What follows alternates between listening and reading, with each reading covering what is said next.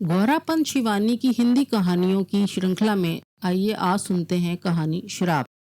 शिवानी हिंदी की एक कहानीकार एवं उपन्यासकार थी। शिवानी का वास्तविक नाम था गौरापंत, किंतु ये शिवानी नाम से लेखन करती थी। शिवानी का जन्म 17 अक्टूबर 1923 को विजयदशमी के दिन राजकोट में हुआ था। साहित्य के क्षेत्र में इनका बहुत अच्छा शानदार योगदान रहा है। तो आइए सुनते हैं कहानी श्राप। आरंभ में ही स्पष्ट कर दूं कि ये कहानी नहीं है। कल मैंने उसे सपने में ना देखा होता तो शायद मेरी लेखनी गतिशील भी ना होती। हठात कल रात वे चुपचाप में आकर मेरे पायताने बैठ गई थी, उसी वधू वेश में जिसमें उसे आज से 10 वर्ष पूर्व इसी फ्लैट में देखा था। ना उसने कुछ कहा, ना हिली ना डुली। फिर अपनी दोनों मेहंदी लगी गोरी हथेलियां मेरे सामने फैलाकर वे फिक्स से हंस दी। मैं हड़बड़ाकर उठ बैठी। सपना टूट गया, किंतु सपने का आतंक नहीं गया।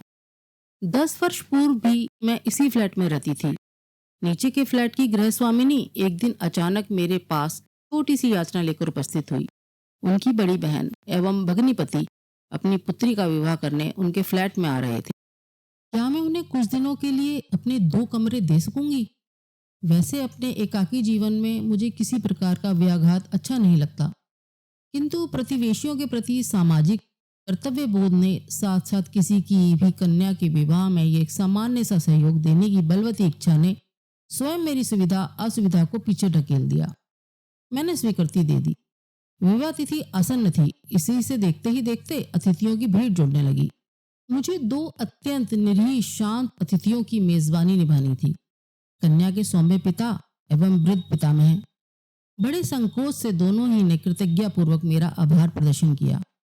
क्षमा कीजिएगा, आप ही को कष्ट देना पड़ा, पर हम आपको कोई भी कष्ट नहीं होने देंगे। केवल रात सोने के लिए ही आएंगे। और सचमुच ही मुझे ये पता नहीं लगा कि मेरे यहाँ सर्वथा अपरिचित अतिथि आए हैं। उनके रहने से मुझे रंच मात्र भी असुविधा नहीं हुई। यही नहीं, उनके जलपान भोजन चाय के साथ साथ मेरे लिए भी थाल लगकर आने लगा। शामियाना लग गया था।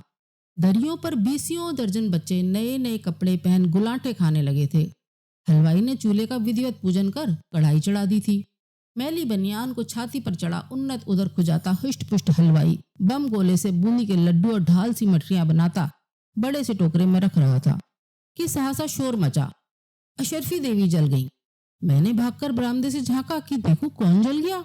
हलवाई बड़बड़ा रहा था, सब हरामखोर हैं। अब देखिए भाई साहब, 2 मिनट के लिए इन्हें कढ़ाई सौंपकर सुरती खैनी खाने गया था कि जलाकर राख कर दिया।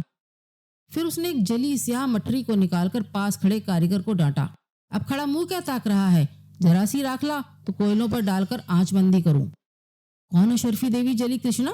मैं अपना कौतूहल रोक नहीं पाई और मैंने गृह स्वामिनी से पूछ ही लिया। अरे मट्ठी जल गई, उसने हंसकर कहा। हमारे यहाँ लड़की की ससुराल को ऐसे 125 लड्डू और 51 मट्ठियां भेजी जाती हैं। हर मट्ठी पर घर की बड़ी बूढ़ियों का नाम लिखा जाता है। अशरफी देवी बिट्टी की होने वाली ददिया सास हैं। उन्हीं की नाम लिखी मट्ठी जल गई। मुझे हंसी आ गई। अपने पीछे खड़े कन्या के पिता को मैं देख नहीं पाई थी। अब देखिए ना, वे खिसियाए स्वर में बोले, कैसे बेकार के रिवाज हैं, पर एक हम हैं कि इन्हें बनाए जा रहे हैं। पर मजबूरी है, ना करेंगे तो सोचेंगे हम पैसा बचा रहे हैं। कन्या के पिता में सारा दिन इस सड़क पर टहलते रहते। मैंने एक दिन देखा, इधर उधर देखकर उन्होंने एक ठेले वाले को रोककर 4 केले खरीदे और जल्दी जल्दी खा लिए। घर का आंगन तो मिष्ठान पकवानों की सुगंध से सुवासित हो रहा था। फिर ये बेचारे भूखे कैसे रह गए? कन्या के पिता को नीचे जाने में जरा भी विलंब होता तो नीचे से कर्कश आवाज में कन्या की माँ अधैर्य से पुकारने लगती, सोते ही रहोगे क्या? अमीनाबाद से रजाई का बक्सा कौन लाएगा, मेरा बाप? मैं स्तब्ध रह गई थी, ये जानकर भी कि पति एक सर्वथा अपरिचित ग्रह का अतिथि है और मेजबान भी बरामदे में खड़ी है। ऐसी औदत्यपूर्ण अश्लील भाषा। असल में अचानक ही विवाह तिथि निश्चित हुई। उस पर वर पक्ष का आग्रह था कि हम लखनऊ आकर ही विवाह करें। इसी से बेचारी कुछ घबरा गई है। उस पर हाई ब्लड प्रेशर है, आप अन्यथा ना लें। कन्या के पिता ने पत्नी की अशिष्टता की कैफियत दी तो मैंने हंसकर कहा, कन्या के विवाह में किस माँ का पारा नहीं चढ़ता, कौन पत्नी पति पर नहीं बरसती। मैंने भी 3 कन्यादान किए हैं। आश्वस्त होकर वे चले गए, किंतु जिस दिशा को जाते बेचारे पत्नी के शब्द वेणी वाणों से निरंतर शरविद्ध होते। आश्वस्त होकर वे चले गए, किंतु जिस दिशा को जाते बेचारे पत्नी के शब्द वेदी वाणों से निरंतर शरविद्ध होते रहते। हद है, 100 बार कह चुकी हूँ कि बैंक से रेजगारी लानी है, नए नोट लाने हैं। अरे आखिर कब नोट आएंगे और कब उनकी माला बनेगी? पर कोई सुने तब ना। ना अभी तक हलवाई का कोई बयाना दिया है, ना सकोरे पत्तलों का इंतजाम हुआ है। आखिर आप कर क्या रहे थे अब तक? जितना ही कर्कश स्वर पत्नी का था, उतनी ही कोमल स्वर पति का था। गुनगुनाकर ना जाने कहते कि उत्तर सुन नहीं पाती। रविंद्रनाथ ने नारी के दो रूपों की विशिष्ट बताया है, जननी या प्रिया। मेरी धारणा है कि पुरुष के भी दो ही रूप होते हैं, स्वामी या सेवक। बेचारे मेरे अतिथि दूसरी श्रेणी में आते थे। लगता था उनका कोई अपना अस्तित्व ही नहीं है। उस दबंग स्वर की गरियसी स्वामिनी को देखने का कौतूहल ही मुझे वहां खींच ले गया। उनके दीर्घांगी मेद बहुल शरीर को देखकर मुझे लगा कि उस व्यक्तित्व के चौखट में फिर रोबीला कंठ स्वर एकदम ठीक ही बिठाया है विधाता ने। आपने बड़ी कृपा की, कन्या की माँ ने बड़े आदर से मुझे बिठाया। वहां तो हमारी इतनी बड़ी कोठी है कि 100 मेहमान भी आ जाएं तो पता ना लगे, पर लड़के वालों की जिद थी कि हम यहीं आकर शादी करें। अरे दिव्या, क्या कर रही है? यहाँ आकर देख कौन आया है। फिर मेरी ओर देख के हंसकर बोली, अजी आपकी किताबों के पीछे तो ये दीवानी है, एक कहानी नहीं छोड़ती।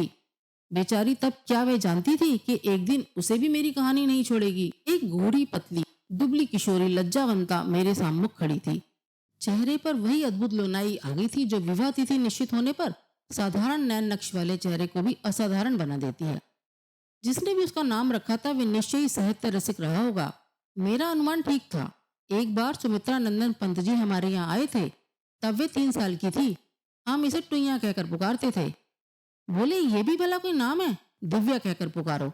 बस तभी से ये दिव्या हो गई। ये तो अभी बहुत छोटी है, आप अभी से इसकी शादी किए दे रही हैं। मैंने कहा, अजी छोटी का है कि 18वें में पढ़ेगी, देखने को ही बजर बोनी। इसकी उम्र में तो हमारी 2 बेटियां हो गई थी। उसी दिन दिव्या के पिता ने मुझे बताया कि उनकी भी इच्छा अभी दिव्या का विवाह करने की नहीं थी, पर लड़का अच्छा मिल गया। उनकी इस साली ने ही रिश्ता पक्का किया था। आप तो जानती हैं, हम लोगों में अच्छे लड़के के लिए अच्छी खासी रकम देनी पड़ती है। दुर्भाग्य से हम कान्य कुछ ब्राह्मण हैं। हमारे यहाँ एक प्रकार से रेट बंधे हैं। IAS लड़का है तो 1.25 लाख, IPS तो 1 लाख, इंजीनियर है तो 80,000 और फिर साधारण नौकरी वाले के लिए भी कम से कम 20,000। उस पर दहेज अलग। डॉक्टर लड़के तो कंधे पर हाथ नहीं धरने देते। यानी जैसा दाम खर्च कर सको वैसी ही चीज ले लो। कभी कभी तो सोचता हूँ बहन जी, बिहार में जो कन्या के पिता सुपात्रों का अपहरण कर जबरन दामाद बना रहे हैं, उसमें भी उनकी मजबूरी ही रहती होगी। तो आपको इस रिश्ते में भी रकम भरनी होगी? मैंने पूछा। और नहीं तो क्या, पर ये लोग शरीफ हैं, इन्हें लड़की पसंद है। कहा है कि कुछ नहीं मांगेंगे, हम अपनी बिटिया को जो देना चाहें दे दें। बड़े गर्वजन्य संतोष से उनका चेहरा दमक रहा था। बेचारे शायद इस कटु सत्य से अनभिज्ञ थे कि मुंह से कुछ ना मांगने वाले ही कभी कभी मुंह खोलकर सब कुछ मांगने वालों से भी अधिक खतरनाक होते हैं। लड़का चार्टेड अकाउंटेंट था। अपनी 2 कोठियां थी। बड़ा भाई पुलिस का ऊंचा अफसर था, छोटा डॉक्टर। जैसे जैसे विवाह तिथि निकट आ रही थी, छोटे से फ्लैट में रौनक की गहमा गहमी बढ़ती जा रही थी। कभी ठेलों से सोफा सेट पलंगों का जोड़ा उतारा जा रहा था, कभी स्टील की अलमारी और फ्रिज। उधर घरातियों के बीसियों नखरे, कोई ठंडाई की फरमाइश कर रहा था, कोई लस्सी की। आंगन में पड़े कुर्सियों के स्तूप का शिखर मेरे फ्लैट की सरहद से सट गया था। बच्चों की चै चै पै पै, स्त्रियों का कलरव संध्या होते ही और घनीभूत हो उठता। उधर कन्या के ताऊ ताई बुलंद शहर से अचानक उस समय आ टपके जब उनके आने की आशा त्याग दी गई थी। कभी कभी नीचे चल रहे 2 बहनों के वार्तालाप का स्वर बड़ा ही दुस्साहस से मेरे कमरे की दीवारों को भेद कर चला आता। स्पष्ट था कि कन्या की जननी एवं ताई के संबंध बहुत सुविधाजनक नहीं थे। अरे आज तक कोई जिठानी देवरानी का सुख देख सुखी हुई जो हमारी महारानी होगी। कन्या की माँ एक दिन कह रही थी, बोलेंगी तो लगातार शहद घोल रही हैं, पर बस चले तो हमारा कलेजा निकाल चबाए डालें। मैं सोचती हूँ नारी स्वभाव की जितनी अभिज्ञता विवाह आदि अनुष्ठानों में बटोरी जा सकती है, उतनी शायद जीवन भर इधर उधर विभिन्न ग्रहों के अंतरंग कक्षों में झांक झांक कर भी नहीं बटोरी जा सकती।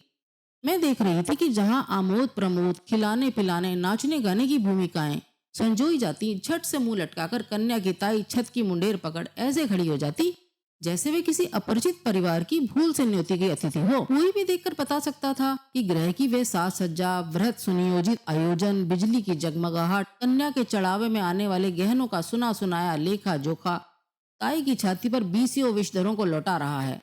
उधर कन्या की माँ कमर में आंचल खोसे विवाह के कर्म क्षेत्र में अकेली डटी थी। कभी पति पर चिंगाड़ती, कभी हलवाइयों पर, और संध्या होते ही ढोलक लेकर बैठ जाती। यही नहीं, एक बार नाचने को कहा गया तो चट घुघरू बांध ऐसी थिरकी कि क्या कोई बाई जी नाचेंगी।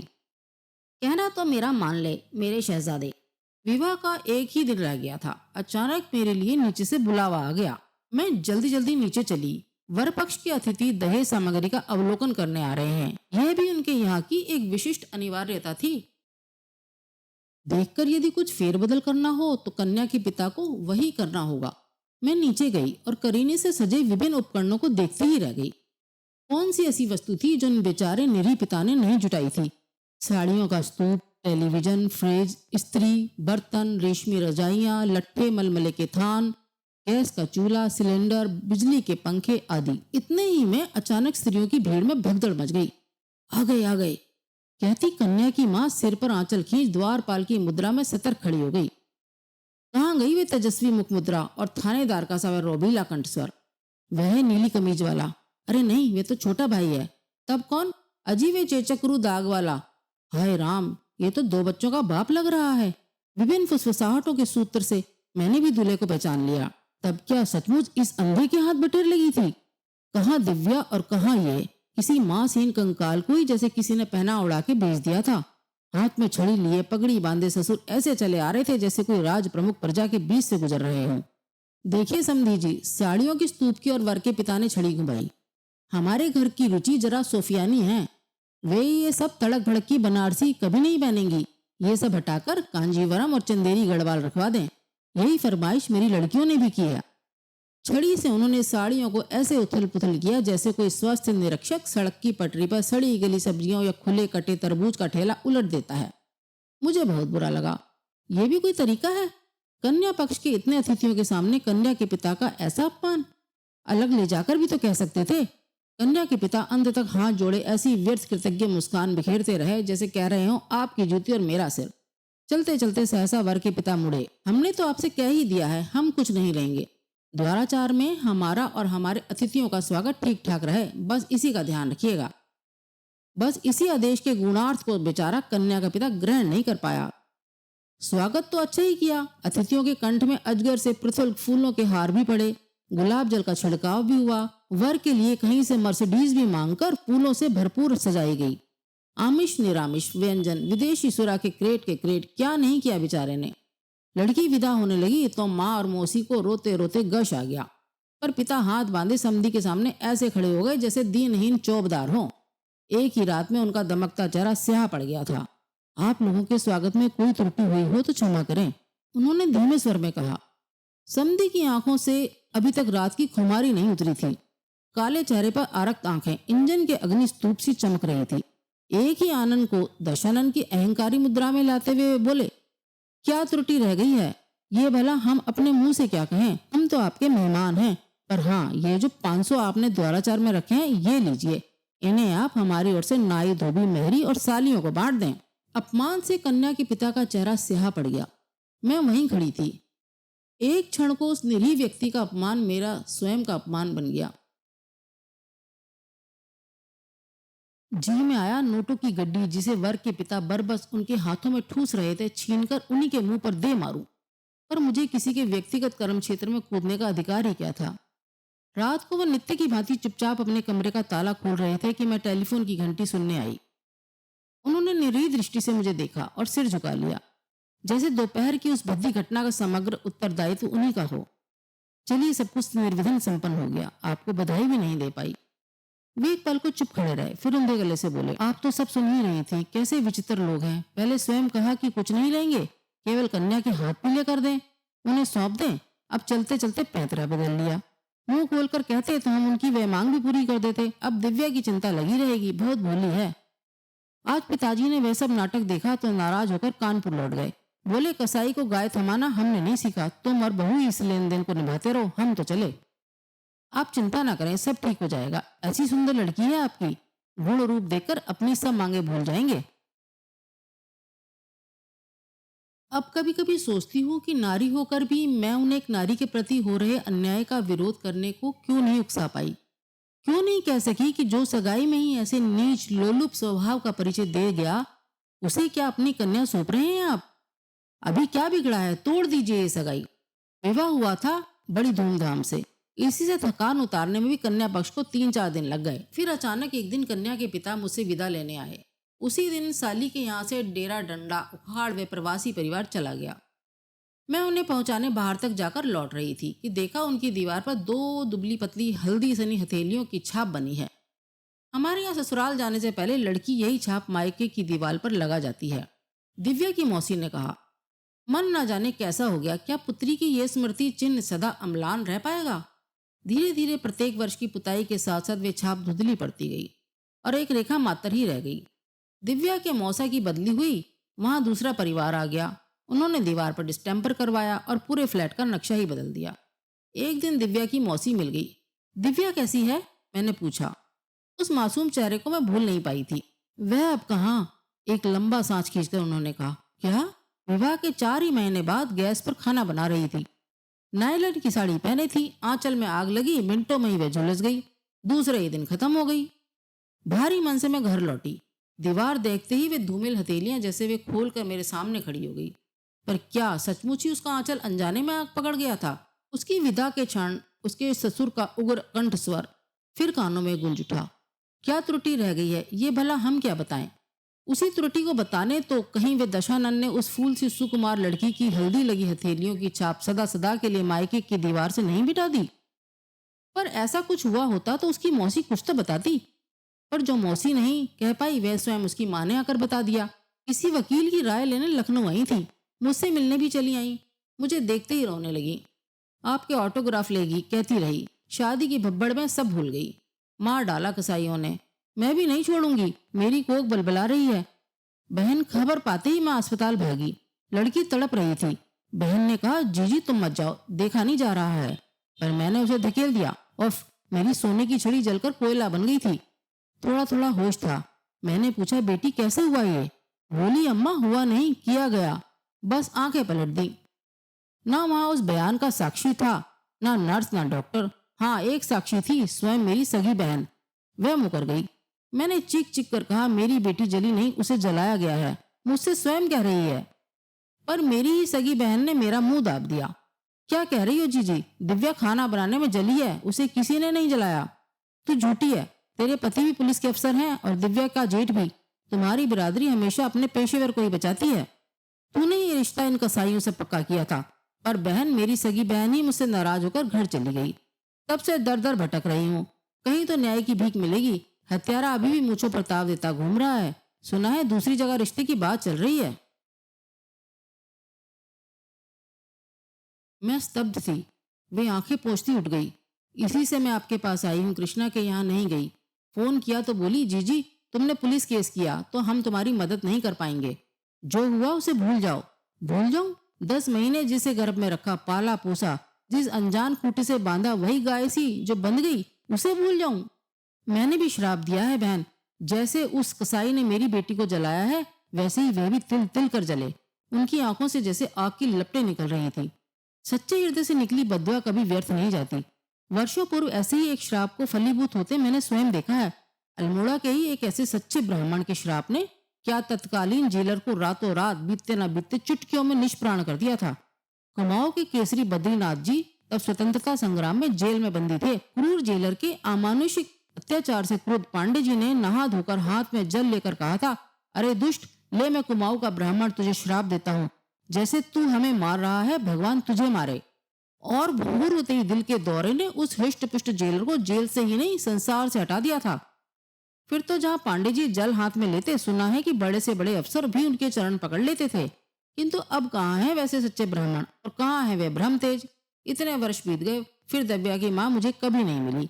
पता नहीं उनके दग्ध हृदय से निकला वे श्राप फलीभूत हुआ या नहीं। किंतु मेरे फ्लैट की निचली दीवार से हल्दी लगी उन हथेलियों की छाप अब एकदम ही विलीन हो चुकी है।